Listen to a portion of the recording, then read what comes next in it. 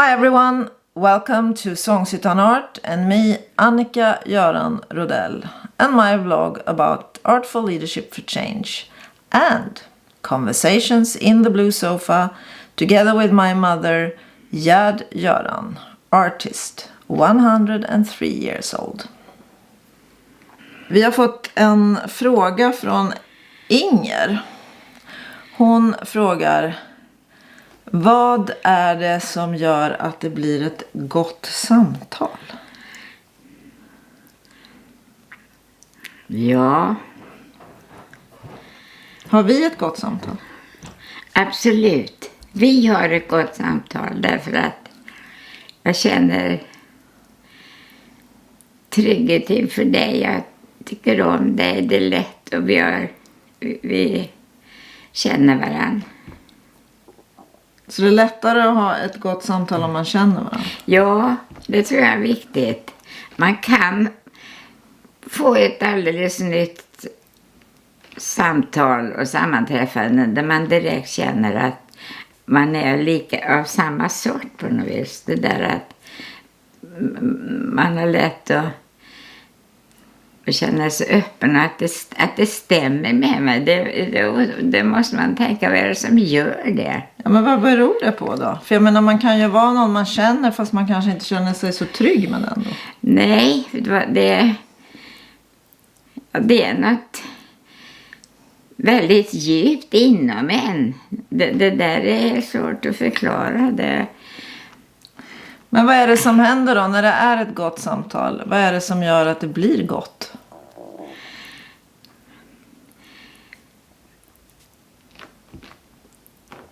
Jag känner en glädje inom mig och ibland kan jag försöka få en bild.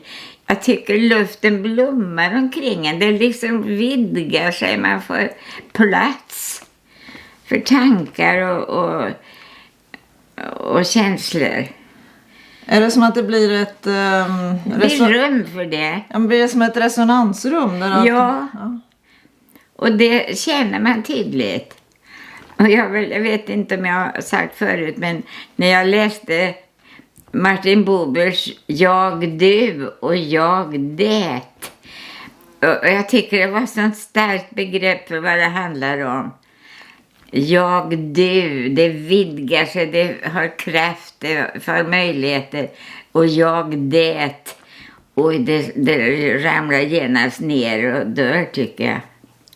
Och det, om man ska förklara det här mötena så har det med det att göra.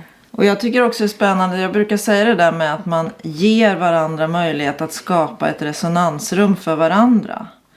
Och du sa någonting förut idag när vi pratade lite om det här innan, då sa du att det blir öppet. Ja, det blir öppet. Och du sa nu att det blommar liksom i den här. Och just det att luften omkring mig är fylld av möjligheter och det blommar, det är ett bra sätt för vad jag känner då. Och att man skapar det där rummet genom, kan det vara så att man skapar rummet genom att man faktiskt lyssnar på varandra? Ja, och med intresse just det att lyssna med iver och lust att lära känna den andra. Man måste ha den önskan i sig. Och kanske också att den ivern får stillas lite så man har lite pauser mellan varandra. Ja, så att man förstår vad som händer. Och jag tänker också att det här med att den här öppenheten som man skapar med varandra. Att man skapar det öppna rummet. Ja. Då är det ju om du berättar någonting och jag försöker lyssna på dig. Ibland lyssnar ju inte jag lika bra. Och du inte heller på mig när vi sitter här. Därför att man är på gång med att tänka, vad ska jag säga härnäst? Ja. Istället för att vänta in, vad är det som växer fram mellan oss? Ja. För det är då man utvidgar det där. Så att inte jag när du säger något far iväg och säger, ja det där har jag också varit med om. Eller jag hörde det där på radio. Eller, utan att jag stannar kvar och lyssnar. Ja men berätta mera.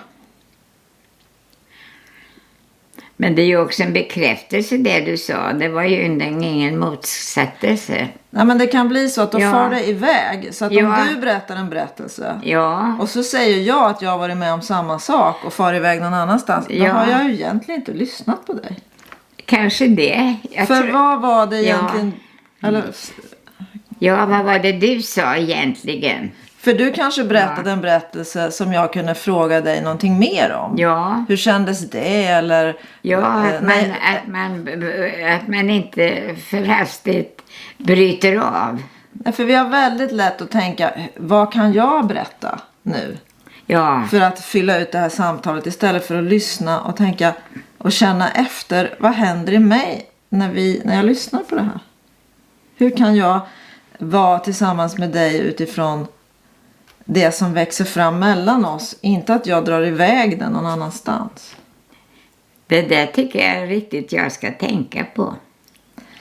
För om du säger någonting, när du berättade till exempel om det här att det blommade, Ja, då fick jag, då var det som att min bröstkorg den blev större och jag kände en glädjekänsla i hela mig, för jag kände igen det där. ja, Det är ju ett svar som jag kan ge dig. ja, Vad som som händer bekräftar mig. Ja. Och sen kan vi gå vidare. Om så är. Så man kanske får vara lite rädd om de där Ja, att stunderna. när man har förstått det där så kan man låta den andra förstå att man har bekräftat på allvar vad den andra säger. Ja, det är väldigt spännande saker.